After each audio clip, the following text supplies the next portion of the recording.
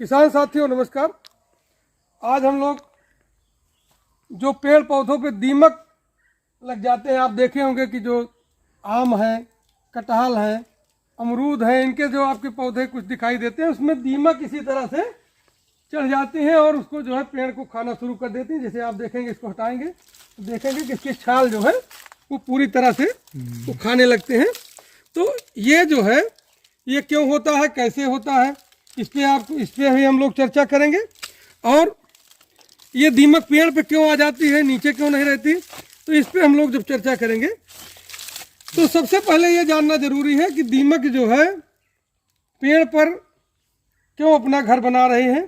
तो जैसे अभी आप इसके बगल में देखिए, इस पेड़ के बगल में गड्ढा टाइप का है।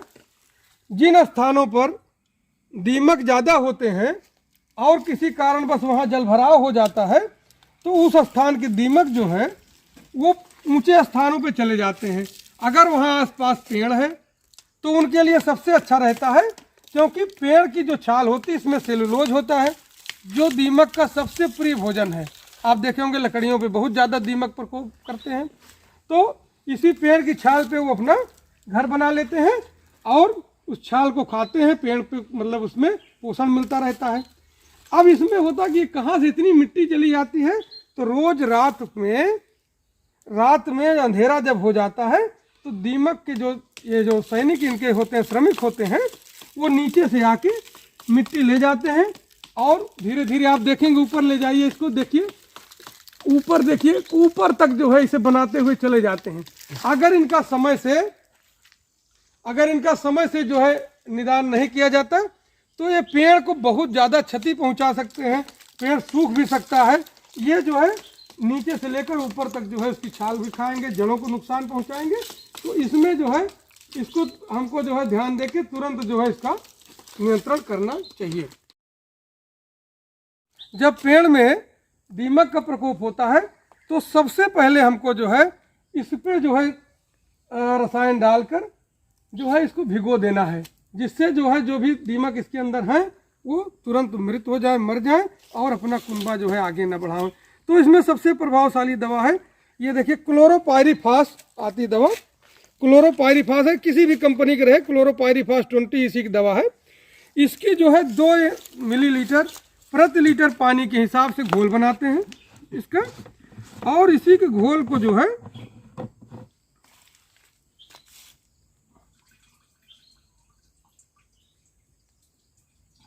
लीटर पानी है तो 10 ये मिलीलीटर दवा इसमें डाल दी गई और इसको जो है खूब बढ़िया से घोल बनाकर इससे जो है पेड़ को तर कर देते हैं।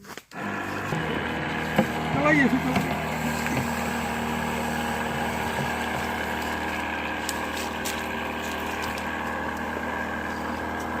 इसी तरह से पूरे पौधे को आपको भिगोना है।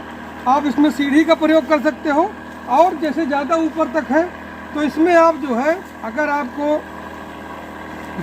फूट स्प्रेयर है, फूट स्प्रेयर में जिसमें पाइप लंबी होती है उसका भी आप प्रयोग कर सकते हो।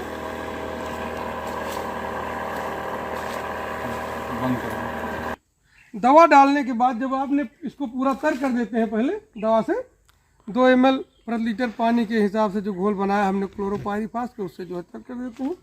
फिर अब आप इसको जो पेड़ का तना है उससे 2 मीटर की दूरी में इसके चारों तरफ आप गुड़ाई करके क्लोरोपाइरीफास पाउडर आता है 1.5% DP का, इसको जो है इसकी 200 ग्राम मात्रा को बिखेर देते हैं तने के पास से और इसमें मिट्टी में मिला देते हैं। ऐसा इसलिए करते हैं कि रात में जो दीमक जो है पेड़ से नीचे उतरती है और यहाँ से मिट्टी ले जाके अपना घर जो है पेड़ के ऊपर बनाती है, तो जब ये मिट्टी जो है जहरीली हो जाती है तो ये जो है फिर ये दीमक पूरी तरह से नियंत्रित हो जाती है, मर जाते हैं। दूसरा ये कर सकते हैं कि इसमें एक दवा आती है बवेरिया बैसियाना, बवेरिया बैसियाना का भी जो है आप छिड़काव कर सकते हैं। इसमें 10 ये मिलीलीटर प्रति लीटर पानी में घोल बनाकर, जो उसका लिक्विड फार्मूलेशन है उसको घोल बना के इसका छिड़काव कर सकते हैं।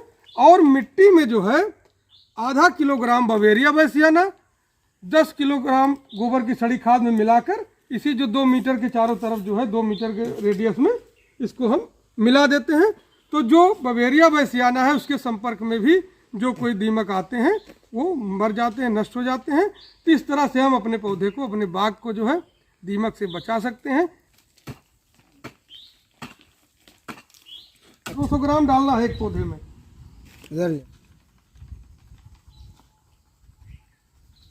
इसको बिखेरने के बाद इसको बढ़िया से मिट्टी में मिला देना चाहिए। और पेड़ की जड़ के पास जो है, जहाँ जैसे अमूमन हम लोग गुड़ाई करते हैं तो कहते हैं कि जड़ के पास हम लोग, तने के पास एकदम गुड़ाई नहीं करते, लेकिन जब हम दवा मिलाते हैं तो एकदम तने के पास तक जो है दवा को मिला देते हैं।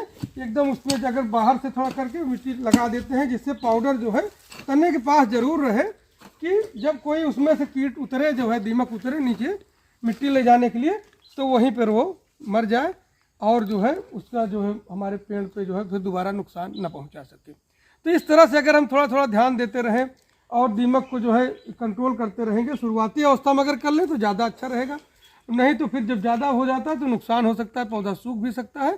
तो अगर थोड़ा सा ध्यान देते रहें और इसी तरह से ऊपरी हिस्से में भी दवा का छिड़काव करें, मिट्टी में भी दवा मिलाएं, तो जो है प्रभावी ढंग से इसको हम नियंत्रित कर लेते हैं और अपने पौधे को, अपने बाग को बचा सकते हैं।